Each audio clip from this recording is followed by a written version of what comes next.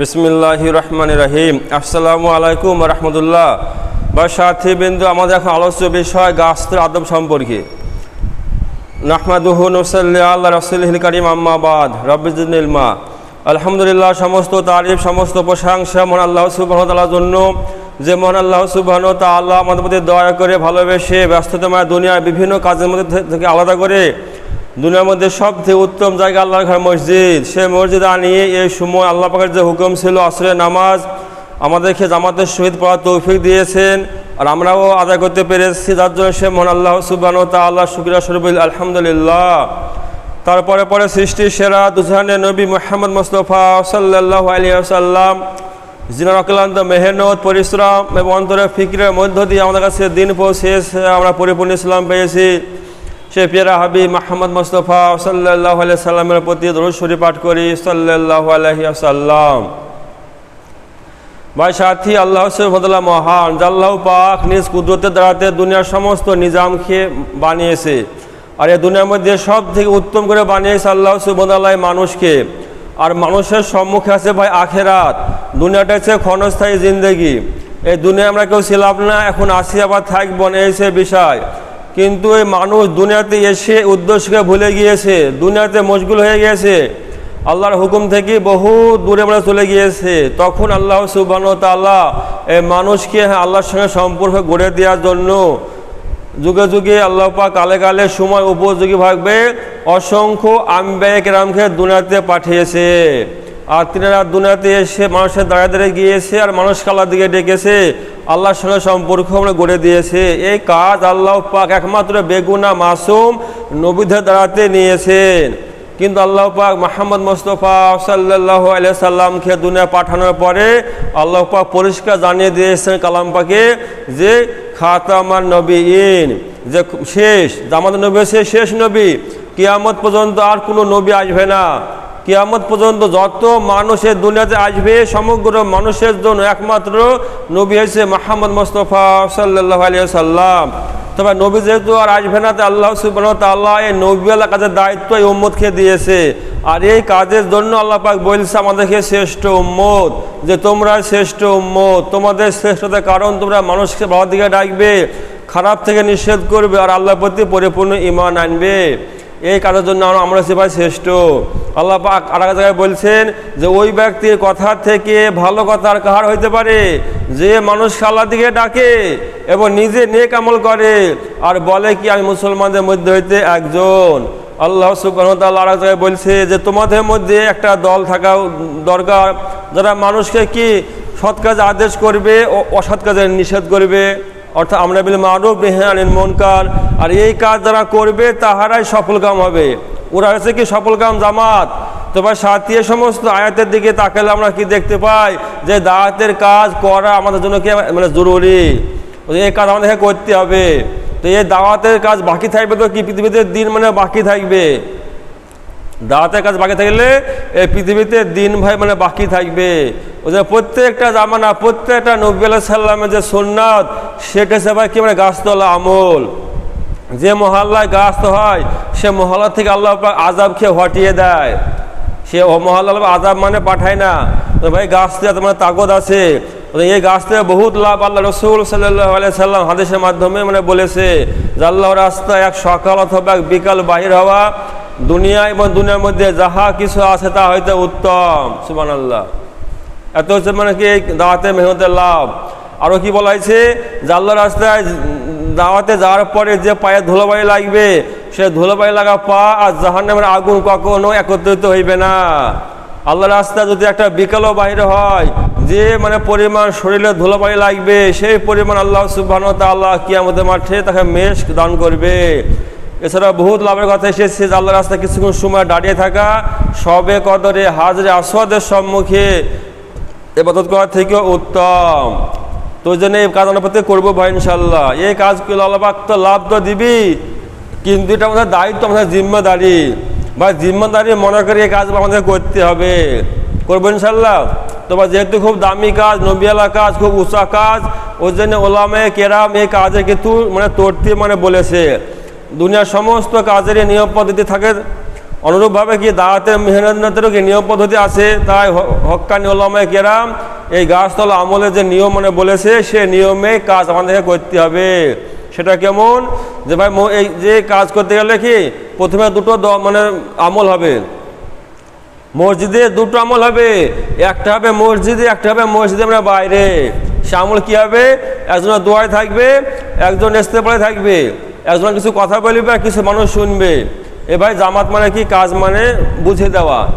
প্রথমে জামাতটা তারপরে তৈরি করে নেওয়া, লাভ বলা হলো, তারপরে তার সাথে তফসিল করে জামাত মানে গঠন মানে করে নেওয়া, মসজিদের যে দায়িত্ব থাকবে সে কাজ মানে ভাগ করে নেওয়া।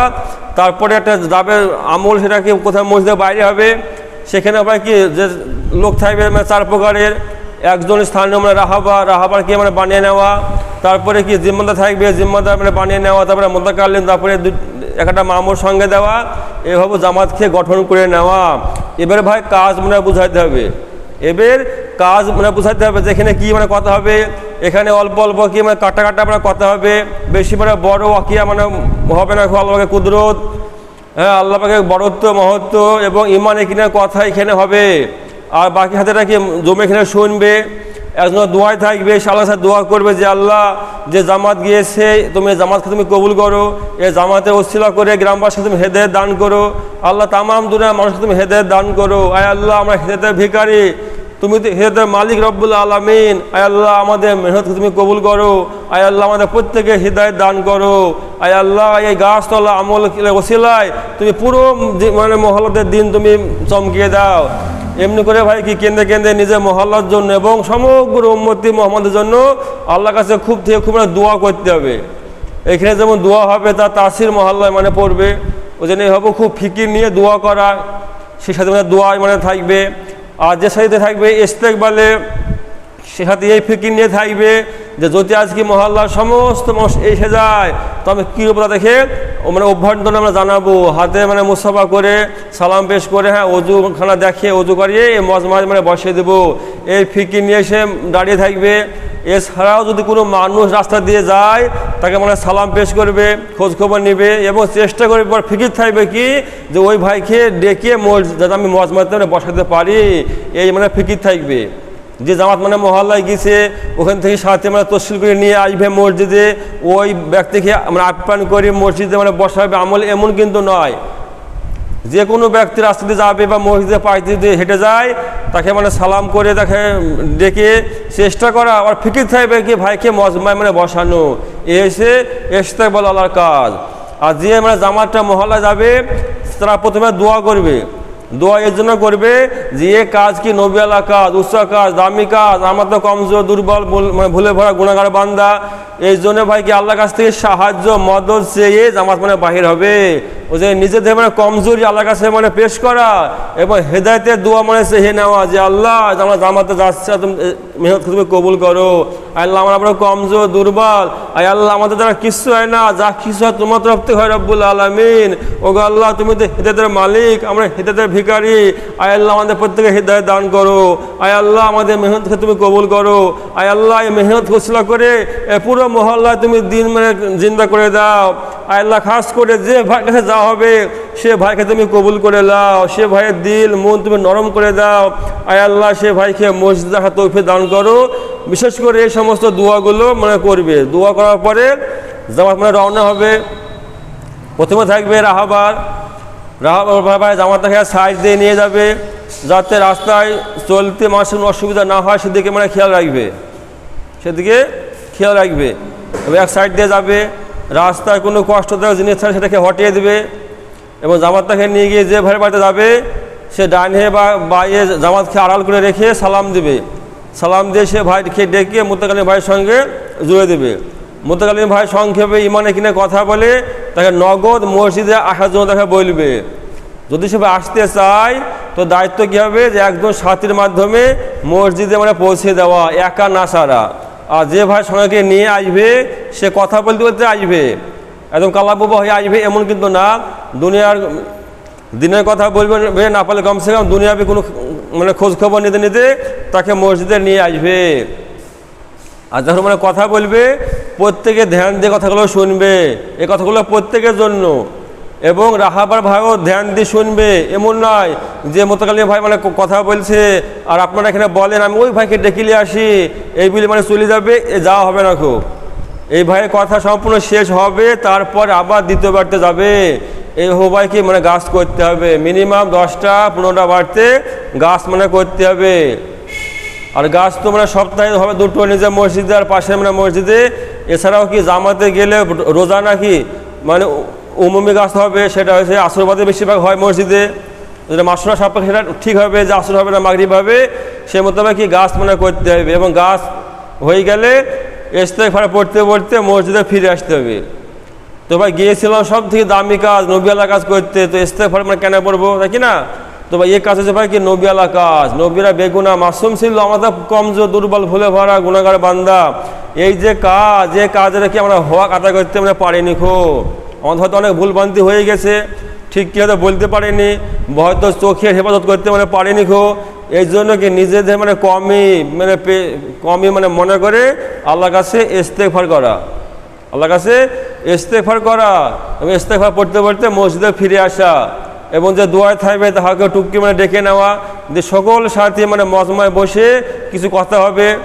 এবং কথাতে এটা মানে হবে যে আগামী ওয়াক্তে যে সম্মুখে যে ওয়াক্ত আসছে, সে ওয়াক্তে মানে সকলে জমে আসার জন্য মানে কথা হবে। যে ভাই এখন তো কথা যা হলো, ইনশাআল্লাহ বাকি নামাজের পরে বহুত মূল্যবান মানে কথা হবে, আমরা প্রত্যেকে মজমা ধ্যানের সহিত মানে বসে শুনবো। এবং যে সমস্ত দিনে তাকাজা আসবে আমরা উহার প্রতি লাভবাহিক থাকবো ইনশাআল্লাহ। এই বলে যদি আসরের পর গাছ থাকে তাহলে 3 তসবিহাতে মানে একটু মানে গুরুত্ব বলি মজমা মানে ছেড়ে দেওয়া। এই নিয়মে আমরা প্রত্যেকে ভাই গাছ করবো ইনশাআল্লাহ। আল্লাহ সুবহানাহু ওয়া তাআলা আমাদের প্রত্যেককে কবুল করুক এবং সহি তরিকায় আল্লাহ পাককে রাজি খুশি মানে করার জন্য গাছ করার তৌফিক দান করুক। আল্লাহুম্মা আমিন। আল্লাহুম্মা